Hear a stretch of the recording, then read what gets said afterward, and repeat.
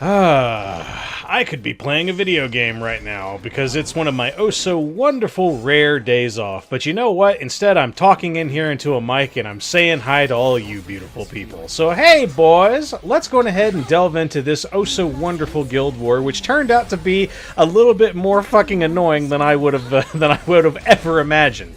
So first and foremost, hey, look, it's Rand, Blood Moon Haste, and then Jenua. So right now, I'm really experimenting with a lot of New Moon Luna tech along with Immortal Wukong, because straight up, those two together, straight up just make this unit not fucking work. Because straight up, right there he's sealed, and then he's going to go into my Immortal Wukong. It kind of doesn't matter if he lands the crit or not, because I still have enough actual DPS to go in.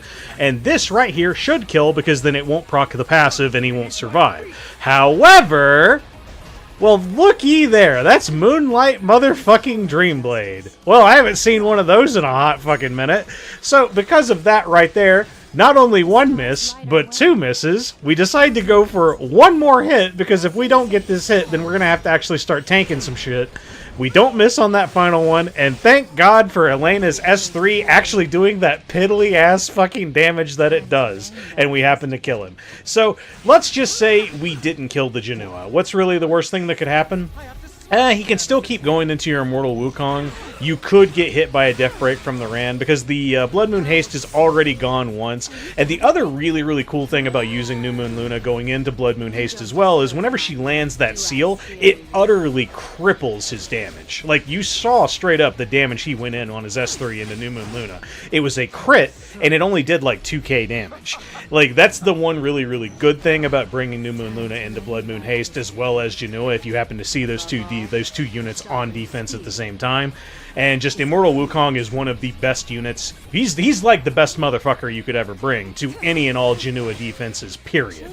Now, right here, I'm actually getting a little bit nervous. I'm thinking, well, I'm not fast enough. I haven't been hit enough times, so I'm not like super zooming on Immortal Wukong. But thankfully, we do happen to, like, I think we landed like, you know, a critical. We landed a hit on the Blood Moon Haste at one point, and then he countered into the Immortal Wukong. So then we're actually kind of zooming a little bit. So I was a little nervous going into this.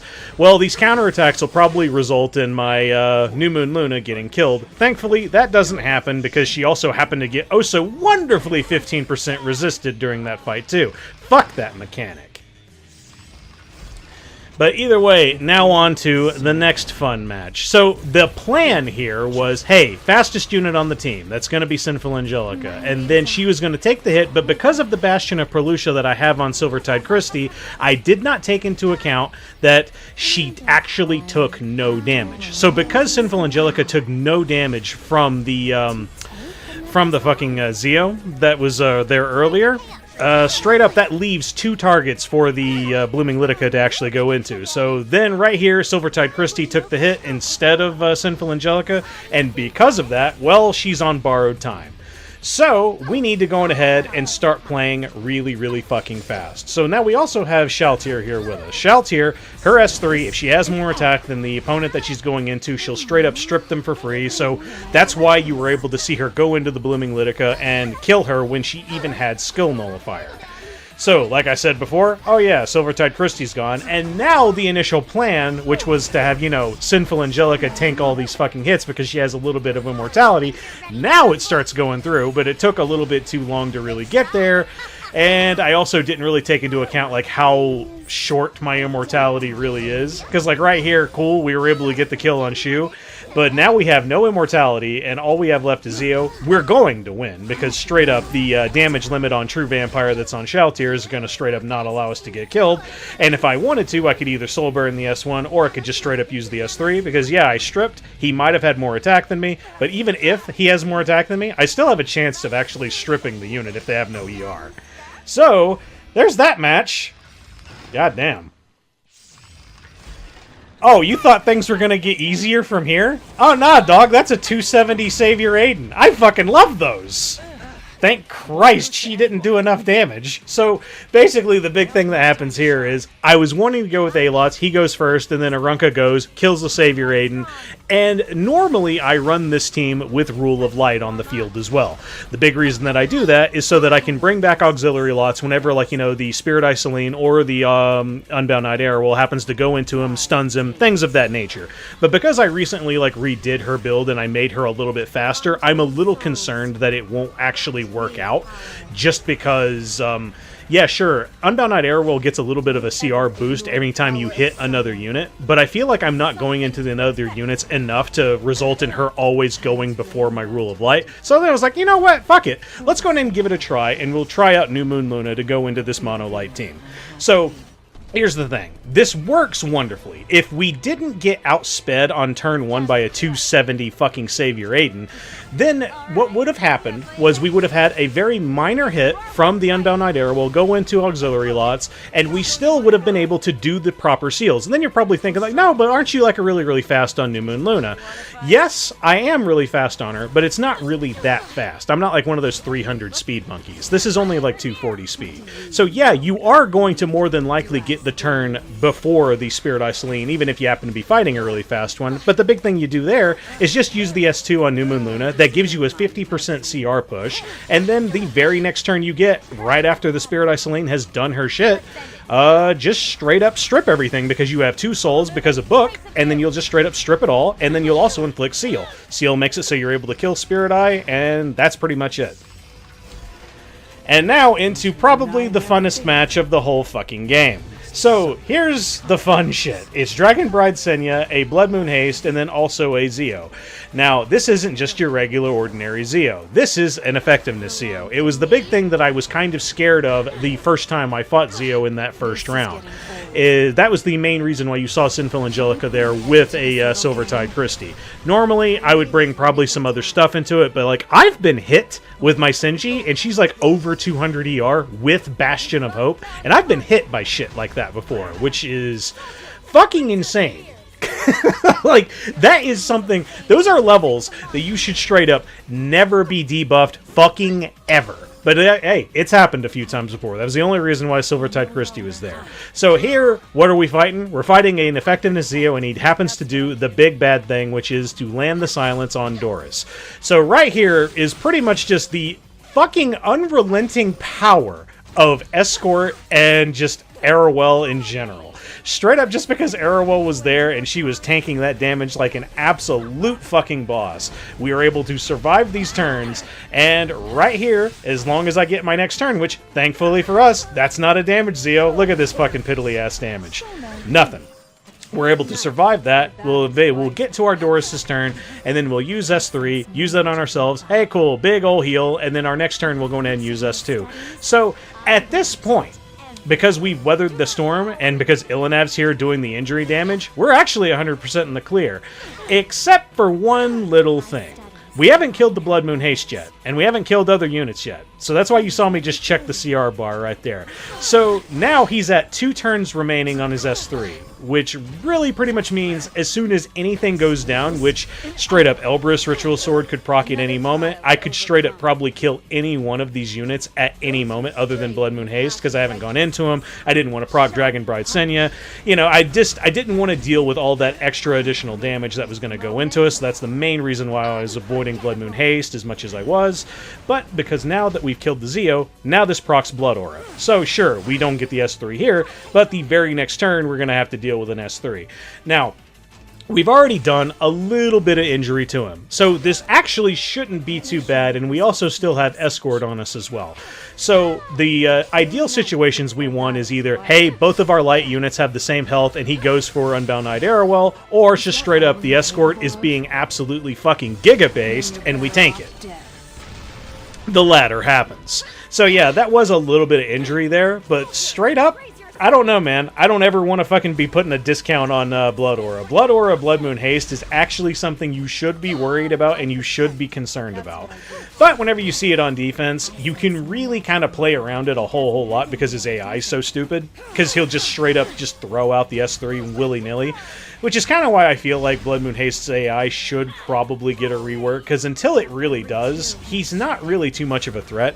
If anything, you're just basically fighting the RNG as a matter of, hey, is he going to get the counter, and is he going to strip something, you know, stuff like that. And if he's on Celestine, how many big heals is that going to be for the other team?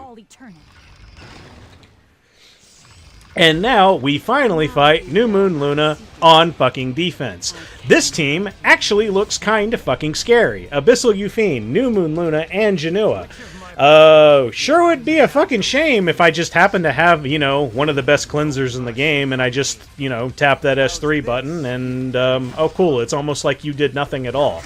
So, the big reason why this works is because we were able to cleanse off that seal that was on Immortal Wukong, because if that shit was not there, yeah, Jenua would have fucking killed him. And we also happen to have, you know, pretty decent-ass stats on our little Queen Charlotte. And even if we didn't have Benimaru's Tai Chi, we have the attack buff from the Mediator Kawerik. Now, what if you don't have Mediator Kawerik? You can play a little bit of the RNG odds. It would have worked in this case because my team's fast enough to beat the Abyssal Yufine. But you can throw out Infinite Horizon Acades. Infinite Horizon Acades is another really, really good option because you're going to have 2 debuffs on the entire team. Those debuffs are going to then result into buffs. But because you're dealing with the RNG nature of the character, you don't know what the fuck you're going to get, which is something that I'm not a big fan of, but hey, that's it. You cleanse, you go in, you kill. And now, let's play a little game, boys and girls. The game is Over Under. We are fighting a Navy Captain Landy. The Navy Captain Landy is being supplemented by some dual attack shenanigans from a Sea Phantom Politis, and is on Elbrus, and is on a counter set. She's going to be hitting a lot. How many salvos do you think she's going to do? I'm going to, because I know the answer, I can't play the game with you. But go ahead and put your bets in now, and I'll straight up tell you what it is when we get to the very end. It might fucking surprise you. But either way, the big reason that we wanted to go with this team in general that we were going with is, hey, Dragon Bride Senya, she's going to be protecting the Navy Captain Landy in the back. I don't really plan to kill the Navy Captain Landy on turn 1, mainly because we don't have a lot of amazing options whenever it comes to just doing auto-crit into this team. I could have brought Ravi, I could have brought Midnight Gala Lilius, but then I just saw it and I was like, you know what, I'm going to be abused by a fuckload of salvos, no? So I'm just going to straight up bring Last Strider Krau. Anytime an AoE attack happens, we're straight up going to get a barrier, and we're also going to get, you know, cooldowns on S3s for free. I'm going to be hit by one random person at the very start, and, you know, my Elvira just so happens to be built thick enough, so that one attack from the Dragon Bride Senya, cool, I don't give a shit. I straight up survived that. Everything is honky-dory. And then also I'll bring Roana because, hey, the salvos are just going to go absolutely fucking batshit crazy. So guys, have you guys been paying attention yet as to how many salvos have happened? Because it sure is a lot. And like I said, I'll tell you at the very end just how many of them it is. But yeah, as of right now, I'm kind of going through this and I'm like, yo, where the fuck are my goddamn salvos? Because that was like the cornerstone of why I even picked this team. But the funny thing is I didn't even need the salvos. So here's like the funny part. You're seeing next to no fucking salvos at all. Oh, hey, look, here's one. So one salvo finally goes through, and hey, look at that big chunky heal, look at that big barrier, goes on everybody, and that cooldown reduction on Last Strider Krau. Could you imagine if all of those other attacks, counterattacks, dual attacks, and all that other shit from the Navy Captain Landy were also going to be salvos? Then we would probably already be done with this fight. Because the big reason Elvira's here, this pretty much prevents the fighting spirit from stacking up. Roana's here for the heals from salvos, as well as the fact that she gives a revive buff on Elvira, which that revive buff is super, super valuable. In case like a salvo were to happen right there, guess what? She would just come back, and then on her next turn, hey, just use S3, give yourself immortality yet again. Because, alright boys, over under, it was one. One fucking salvo. I love this game. And ladies and gentlemen, that is the Guild War. Hoorah! Hopefully you all are having a rather wonderful weekend. Well, no, it's not the weekend yet. This was Wednesday's Guild War. We got one more to do on Friday, and then we'll have a wonderful rest of our weekend off, or something or another. I don't really have anything else to really talk about, but other than just the fact that I finally fought New Moon Luna on defense for the first time, the only thing that, I know a lot of other people have already said this, but whenever it comes to fighting this unit, just make sure you're not neglecting your cleansers. So, like, if you have a Mediator Kawerik that is, like, unbuilt or hasn't been touched in a long-ass time, like mine, for example, mine at least still has enough HP and enough speed to really be used as a cleanser. I used to use him as a means of countering, like, you know, AOL, because AOL was a huge fucking problem back then, and then people started slowing her down, and then it was like, man, do I need to actually slow down Mediator Kawerik? But, like, hey, either way, he still works wonderfully because no one in their right fucking mind is going to be running a slow New Moon Luna. They have to get their turn 1. They have to get their, like, you know, their S3 seal and unbuffable in on as fast as humanly possible. And then you're also probably going to be cleaved by shit like that. So, like, I may see Edda show up at some point. Who knows? Because the funny thing is, when it comes to fighting New Moon Luna, is you can't throw Celine at it. The reason why you can't throw Celine at it is because if Celine gets sealed by the S2, then she doesn't fucking cleanse. And if she doesn't cleanse, and she doesn't blink, well, fuck. That's like the big thing that sucks there.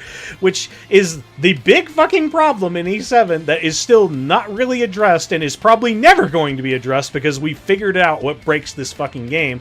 It's dual attacks and offensive non-attack skills. Offensive non-attack skills have just broke this fucking game wide open to the point where I don't know if it can really be fixed. Like, Mediator Kawerik and Infinite Horizon Acades are like your best options of really dealing with that shit. But either way, I think I've yapped long enough. So hey guys, if you liked this video, go on ahead and leave a like. If you want to see more of my content, go on ahead and hit subscribe.